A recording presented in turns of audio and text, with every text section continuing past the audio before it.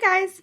If you guys were at our Google Meet today, then you would have seen that we voted on our next book, and the book that we are reading is called Sideways Stories from Wayside School, and I'm going to be reading it on my Kindle.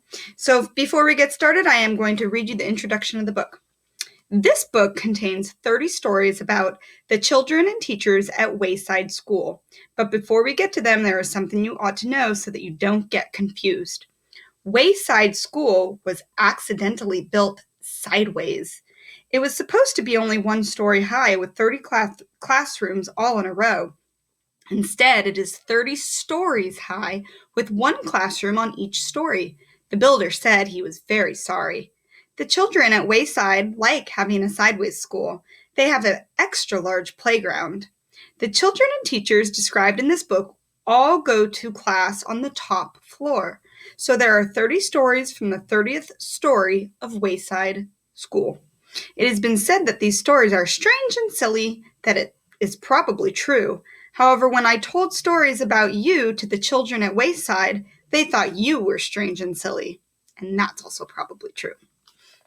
Okay, story number 1. Mrs. Gorf.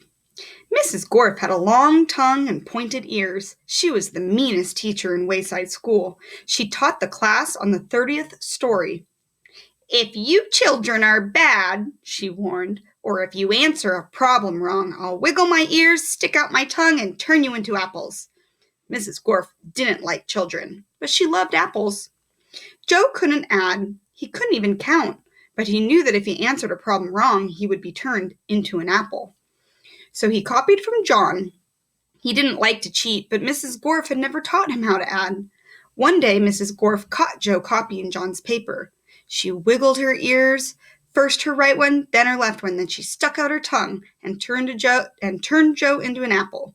Then she turned John into an apple for letting Joe cheat.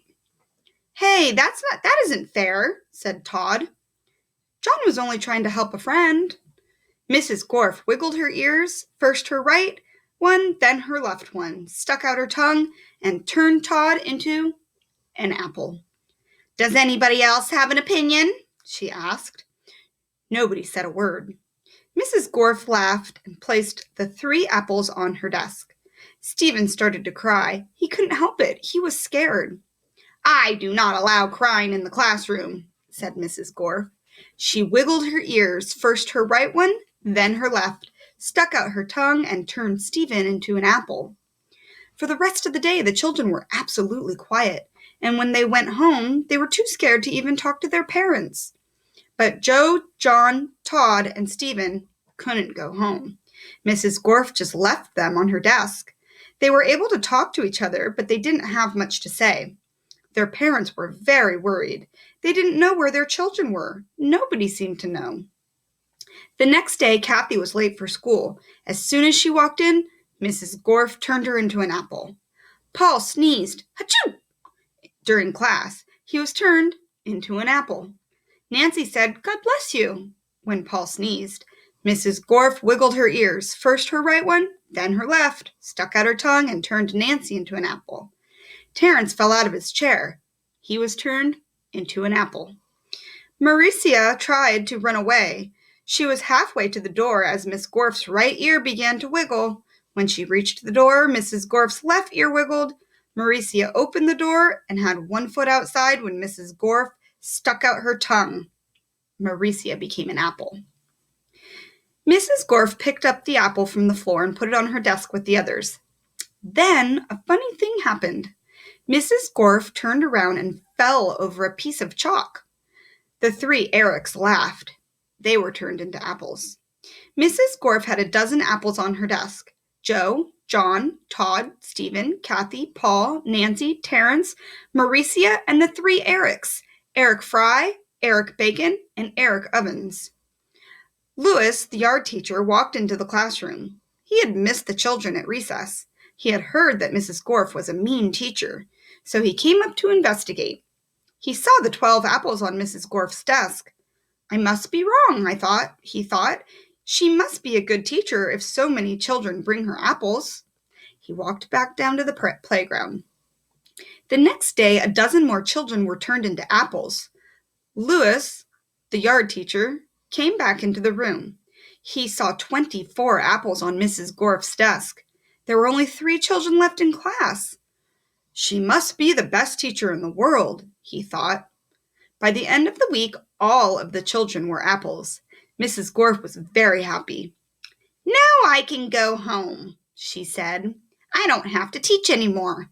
I won't have to walk up 30 flights of stairs ever again. You're not going anywhere, shouted Todd. He jumped off the desk and bopped Mrs. Gorf on the nose. The rest of the apples followed. Mrs. Gorf fell on the floor. The apples jumped all over her.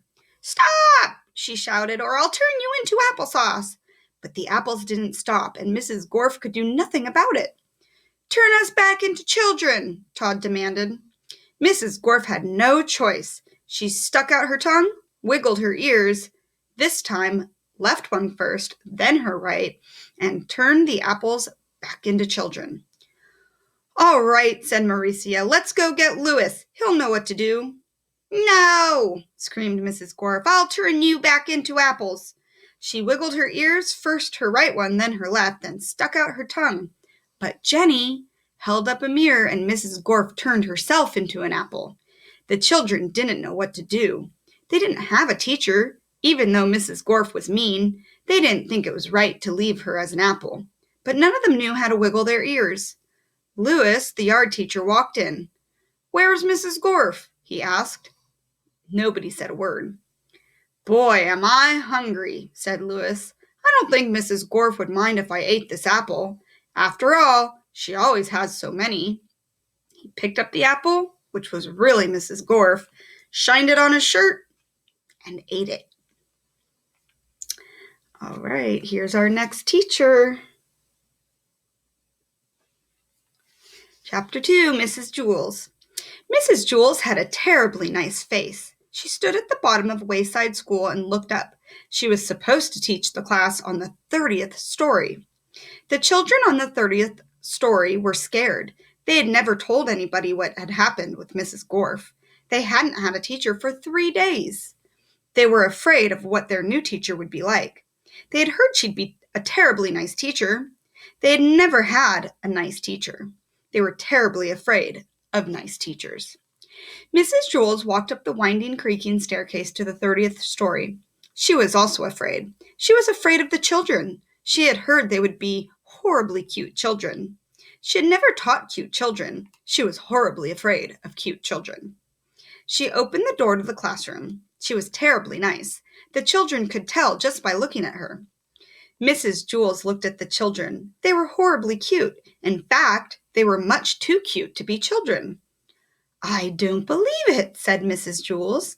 It's a room full of monkeys. The children looked at each other. They didn't see monkeys.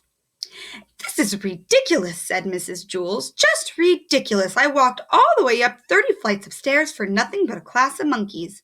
What do they think I am? I'm a teacher, not a zookeeper. The children looked at her. They didn't know what to say. Todd scratched his head. Oh, I'm sorry, said Mrs. Jules. Please don't get me wrong. I have nothing against monkeys. It is just that I was expecting children. I like monkeys, I really do. Why, I'm sure I can play all kinds of monkey games. What are you talking about? Asked Todd. Mrs. Jules nearly fell off her chair. Well, what do you know? A talking monkey. Tomorrow I'll bring you a banana. My name is Todd, said Todd. The children were flabbergasted. They all raised their hands. I'm sorry, said Mrs. Jules, but I don't have enough bananas for all of you. I didn't expect this. Next week I'll bring in a whole bushel. I don't want a banana, said Calvin. I'm not a monkey. Would you like a peanut? Asked Mrs. Jules. I think I might have a bag of peanuts in my purse. Wait a second. Yes, here it is. Thanks, said Calvin. Calvin liked peanuts. Allison stood up. I'm not a monkey, she said. I'm a girl. My name is Allison, and so is everyone else. Mrs. Jewel looked shocked. Do you mean to tell me that every monkey in here is named Allison? No, said Jenny. She means we are all children. My name is Jenny. No, said Mrs. Jules.